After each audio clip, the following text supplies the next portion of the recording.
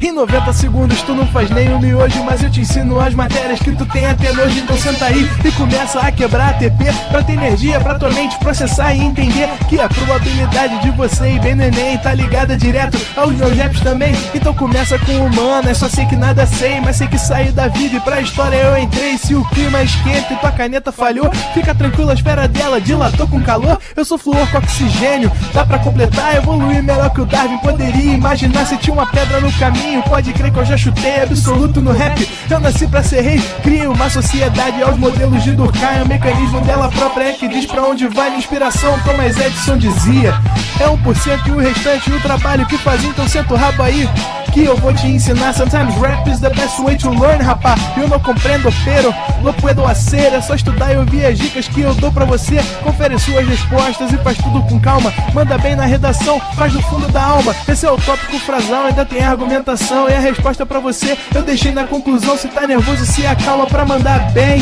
E se liga nos vídeos que eu te preparo pro Enem.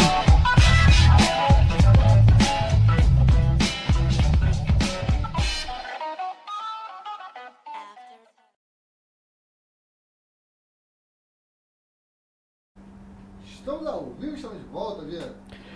Fala galera, fala indivíduos, fala alunos pro Enem, sempre um prazer inenarrável estar com vocês mais uma vez, mais uma noite para nossa segunda aula sobre os pré-socráticos, né? A gente iniciou essa temática na última semana, né? A gente iniciou essa temática no nosso último encontro e a gente hoje vai para o nosso segundo encontro sobre o pré-socrático, nossa segunda aula aí sobre os pré-socráticos. E assim, antes de a gente avançar, eu preciso fazer uma rápida retrospectiva com você do que você viu na aula anterior para ver se você está aí preparado, lembrando de tudo, porque é um conteúdo que eu preciso você que tenha entendido o anterior para a gente poder avançar, né, na aula de hoje, beleza? Então, vamos pro quadro, chega aí. Primeira coisa que eu preciso que você lembre é o seguinte: a gente, na nossa última aula, né, no nosso primeiro encontro sobre os pré-socráticos, a gente falou o seguinte: a gente falou que esses caras, né, esses autores chamados pré-socráticos, eles estão passando por um processo de tentar realizar uma transição. Como assim uma transição? Esses caras estão tentando realizar um processo em que está rolando um processo de uma tentativa, e eu vou focar na palavra tentativa, porque alguns nem conseguem fazer isso completamente, de sair de uma cosmogonia e de partir, de se encaminhar para um processo que seria o que a gente chama de cosmologia. Então repara, os autores pré-socráticos, eles estão tentando explicar qual é a origem do cosmos, por isso cosmo e cosmo, e eles estão tentando explicar da seguinte maneira: antes se explicava isso através dos mitos, lendas, fábulas, fantasia, e eles vão tentar agora passar a tentar explicar esse mundo de forma lógica. Quando esses pré-socráticos começam a tentar explicar esse mundo de forma lógica, nós vimos no nosso último encontro que eles elaboraram uma coisa que ficou para a história como sendo chamado de princípio originário, né? O princípio primeiro. E a gente viu que esse princípio originário recebe um nome chamado arqué, né? A arqué é o princípio originário. Cada um dos autores dentro dos pré-socráticos possui uma arqué própria, possui uma arqué particular. A gente viu na nossa última aula, inclusive falamos, né, explicamos sobre alguns desses autores e como cada um deles enxerga e vê essa arqué. Falamos do Tales, e quando eu falei com você do Tales, eu te disse que para ele a arqué era a água. Lembra disso da nossa última aula? Falamos depois do Tales de um outro nome. Falamos de um cara chamado Anaxímenes, né? Nome lindo demais. E o Anaxímenes, a gente conversou aqui, que para ele a arqué é o ar. Falamos também na última aula, se você se recordar e tiver boa memória, de um cara chamado Anaximandro. Tá cortando aqui, diretor? Não, né? Não? Falamos de um cara chamado Anaximandro. E eu te falei na última aula que ele é o cara do indeterminado, né? Do elemento indeterminado, que a gente chamou de apeiron. Na última aula, também falamos de um cara chamado Demócrito. E o Demócrito, nós conversamos, que ele falava que esse princípio originário, que essa tal arqué, seria uma coisa chamada átomo. Beleza? Também falamos na última aula de um outro cara chamado Pitágoras, né? Falamos do matemático, do famoso matemático lá do triângulo, né? O cara do ao quadrado lá, chamado Pitágoras, que falou pra gente que, segundo ele, a arqué do universo, o princípio originário do universo, seriam os números, né? E por fim, né, no finalzinho da nossa última aula, também falamos de um outro cara chamado Empédocles, né? O Empédocles, que é um autor que vai falar da junção, né, dos chamados 4 elementos, né? Para quem não se lembra, os 4 elementos que seriam água, ar, terra e fogo. Ou seja, cada um dos pré-socráticos fala para nós sobre uma perspectiva diferente acerca de como se constrói ou o que seria a arqué, o princípio originário do universo. Bacana, você entendeu isso, tranquilo, tá todo mundo bem. Uma coisa importante que eu também te falei na última aula é que esses pré-socráticos, eles podem receber e ser chamados por um outro nome, né? Eles também muitas vezes são chamados de filósofos, né? Afinal de contas, eles são os primeiros filósofos aí, mas são chamados também de filósofos naturalistas. Por que naturalistas? Porque querem entender a origem do mundo, do universo e da natureza, né? E isso aqui também pode fazer que apareça uma palavra estranha em algumas questões, que é a palavra physis, tá? O que seria physis, que a gente também falou na última aula? A physis seria natureza em grego, ou seja, os pré-socráticos são estudiosos da natureza, querem compreender a natureza, querem compreender a physis.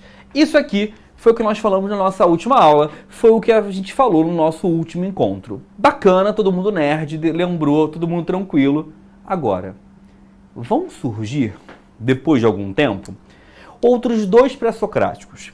E esses 2 pré-socráticos, eles vão ter uma nova preocupação. Além de eles se preocuparem com a chamada cosmologia, vão surgir 2 pré-socráticos que vão ter uma preocupação nova, que nós vamos nomear e que nós vamos chamar aqui de ontologia, tá? Ontologia é uma preocupação que não estará presente em todos os pré-socráticos, mas vão estar presentes na obra de 2 pré-socráticos que podem cair na sua prova.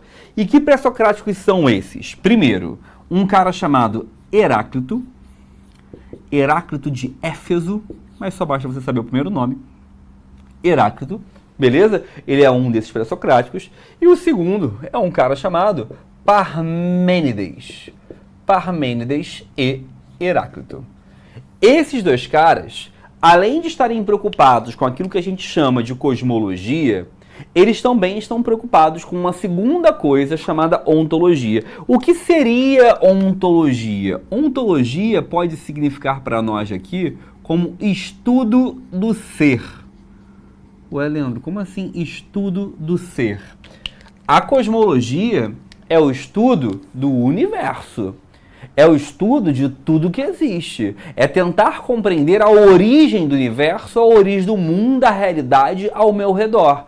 Quando eu falo de ontologia, estou tentando entender a mim, ao ser, ao indivíduo. Eu quero compreender o que nos define, o que nos faz, o que nos formula. Então eu não estou preocupado em como surgiu o planeta Terra, o Sol, as estrelas, o universo. Não. A ontologia, ela traz uma preocupação de tentar entender a nós. O que nós somos, como nós nos formulamos.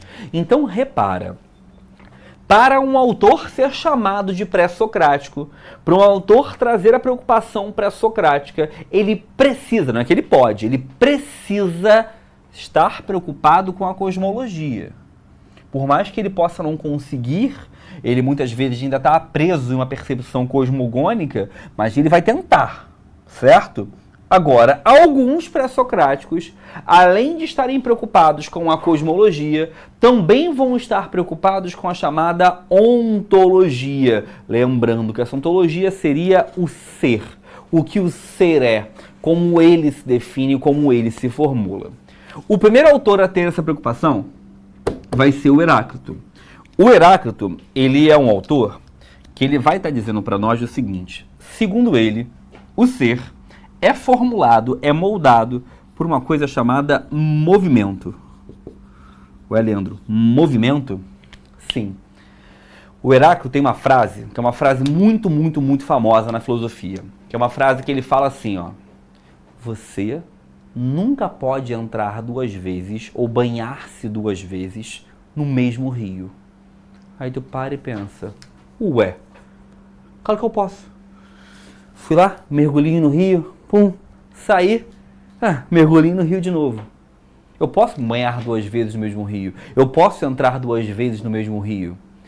Mas o Heráclito está fazendo isso para te gerar uma reflexão. Ele quer dizer o seguinte, que quando você entrar no rio pela 2ª vez, o rio já vai ser outro. As águas já vão ser outras, porque elas já passaram. Você já vai ser outro, porque o mundo já mudou. O ar passando já será outro. Ou seja, o mundo já será outro. O Heráclito, ele quer dizer que tudo é movimento, tudo é alteração.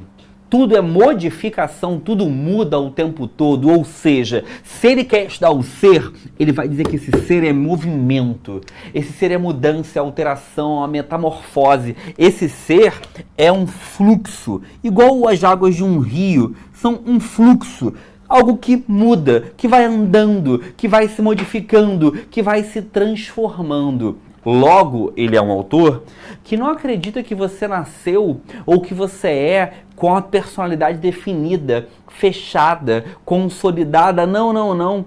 Para o Heráclito, você é um indivíduo que está permanentemente, constantemente e para sempre estará em um processo de transformação, de mudança. Ai, Leandro, só metamorfose ambulante? Pro Heráclito você é. Você é um ser em alteração, em transformação. Ah, não, Leandro, sabe, eu sou de Áries e meu ascendente é em Capricórnio. Esse é meu jeitinho, sabe, a minha personalidade. Legal, senta lá. Pro Heráclito, não. Pro Heráclito, não. Porque pro Heráclito você não é algo, você está algo. Você é um ser em transformação, em modificação, logo seria impossível lhe definir dessa maneira, como sendo detentor de uma personalidade, sendo alguém que tem uma personalidade própria, fechada, consolidada, não dá. Pro Heráclito isso não existe. Para o Heráclito isso seria algo completamente inviável, improcessável. Ele fala uma coisa interessante, que ele fala que nem importa, veja bem, nem importa o que você é agora. O que importa é o que você vai vir a ser. Ele resume essa expressão vir a ser com um termo chamado devir. O que seria esse vir a ser ou esse devir? Não importa o que eu sou agora, importa o que eu vou me tornar. Não importa o que o Leandro de hoje, dia 4 de março, às 6h44 não importa. O importa é o que o Leandro vai ser às 7h15, às 7h30, às 8 da noite, ou amanhã, ou daqui a 10 anos. Importa sempre o que eu vou ser, não o que eu sou agora, porque eu vou mudar, eu vou me transformar, eu vou me construir novamente, eu vou me tornar e ser uma coisa nova. Então, para ele, na visão do Heráclito, o ser é um devir. É um vir a ser. O ser é fluxo, é movimento, é transformação. Quando, Leandro? O tempo todo. O tempo todo. Eu sou isso o tempo todo. Agora, tem uma pergunta que você, como um bom aluno, tem que se fazer. Que é, legal, Leandro. Entendi, hein? Peguei tua ideia. Ele fala que o homem muda, se altera. Mas o que faz ele mudar? O que faz ele se alterar? E aí, o Heráclito fala de uma coisa que nós podemos chamar de luta dos contrários. Você pode chamar isso aqui de luta dos contrários, ou você pode chamar também de guerra dos contrários. É a mesma coisa. Luta dos contrários ou guerra dos contrários. Repara que você já viu no desenho animado alguma vez na vida de vocês. Sabe aquele desenho animado que tem tipo um anjinho e um diabinho? Eles vão conversando, brigando, né? Faz isso, não, faz aquilo. Já viu isso? Como se fossem opostos. discutindo sobre quem você é, aqui a ideia é a mesma. É a mesma.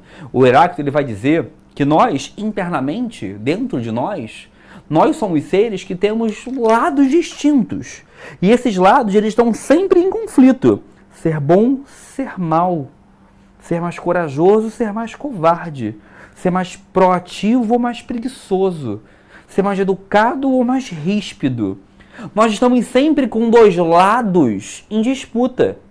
Nós estamos sempre dentro de nós com dois lados em competição, em disputa. E se nós sempre estamos com dois lados em disputa, em competição, é essa disputa entre os dois lados dentro de nós que faz com que nós nos movimentemos e nós nos tornemos, né, algo novo o tempo todo. Eu me modifico, eu me torno algo novo porque eu estou em conflito. Quando? O tempo todo. O dia todo. Tem dois lados em mim que estão me movimentando. Ô, diretor, vou arrumar uma briga com o chat. Eles estão falando que é gêmeo.